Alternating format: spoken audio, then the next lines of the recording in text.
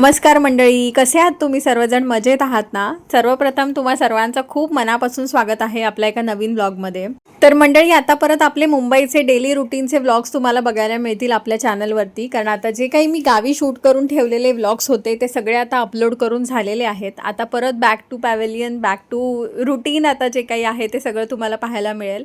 एवढे दिवस कोकणात होतो ना, तर खूप मस्त वाटत होतं. परत यावंसंच वाटत नव्हतं, पण काय करणार, कामधंदा इथे आहे म्हटल्यावरती परत आपल्याला आपल्या घरी यावंच लागतं.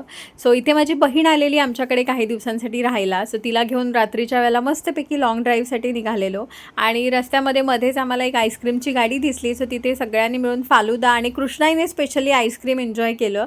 मॅडमना आम्ही कधीच याच्या आधी कोण असा डिरेक्टली दिला नव्हता. थोडंफार कधीतरी एखादा चमचा ती आमच्यातलं खात होती, पण आता तिला खूप समजायला लागलं आहे आणि ती स्वतः आता माझ्याकडे आई कोण असं मागत होती.